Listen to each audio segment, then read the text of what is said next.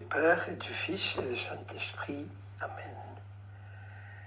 Cette semaine, la liturgie du dimanche continue de nous instruire sur les éléments, on peut dire, de la vie des disciples du Christ. On va nous rappeler que même le plus humble d'entre nous participe à la mission que le Christ confie à son Église.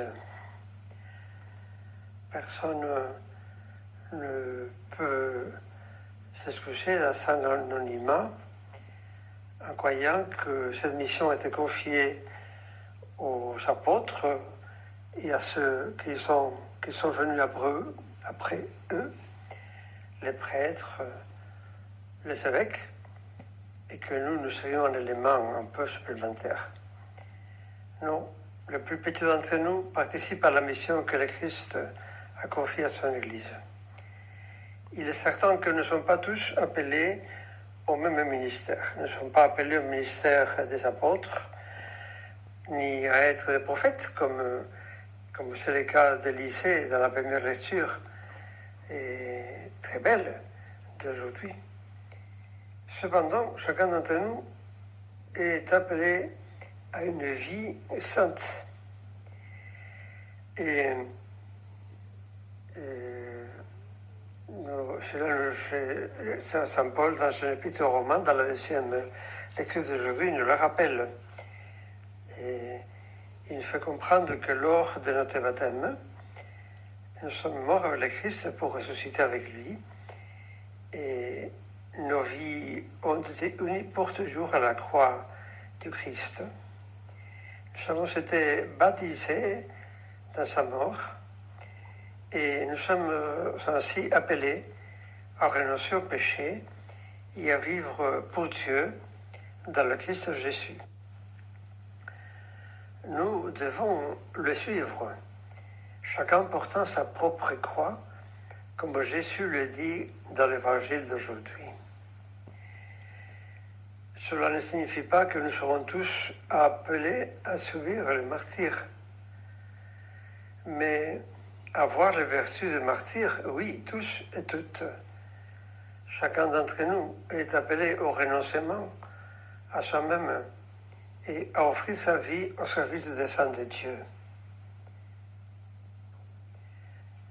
Jésus doit occuper la première place dans nos vies, au-dessus même des liens les plus étroits de parenté et d'affection. Par le baptême, nous avons été intégrés à une famille nouvelle, le royaume de Dieu, l'Église.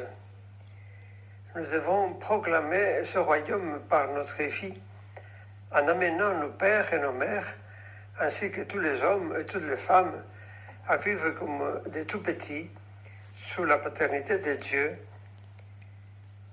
et la royauté de notre Seigneur.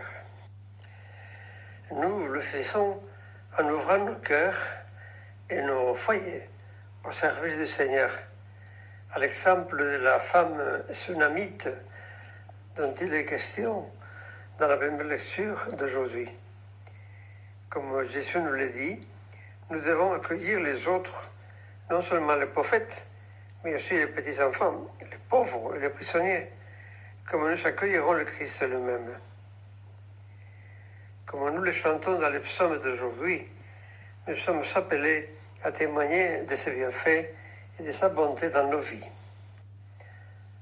Nous devons demeurer fermement attachés à la promesse. Si nous sommes morts avec le Christ, nous vivrons aussi.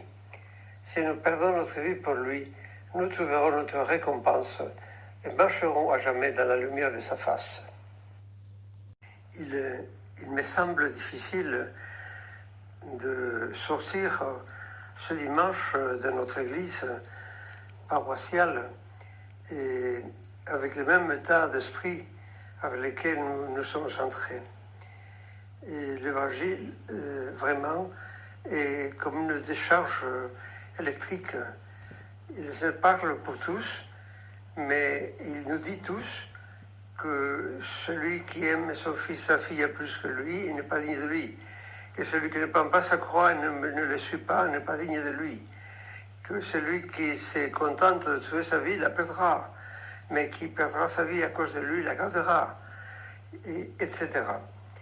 On voit bien que la foi chrétienne, ce n'est pas une charité glamour. Elle est exigeante, elle est forte, elle change notre vie. Et vraiment, notre Seigneur nous fait comprendre que son Église est toujours comme une sorte d'armée parée à la bataille, préparée à la bataille, que nous ne pouvons pas nous endormir. Et demandons à la très Sainte Vierge que nous ne soyons pas des chrétiens tièdes. Je pense qu'on ne peut pas vivre ces exigences sans une vie intérieure profonde, sans une formation sérieuse. Et nous pourrons être des chrétiens sympas, mais nous ne pourrons pas changer ce monde des temps si nous pensons que ces exigences de notre Seigneur sont faites pour une autre époque ou pour d'autres temps. Nous sommes des combattants constamment, et donc il faut y aller, mes amis. Amen.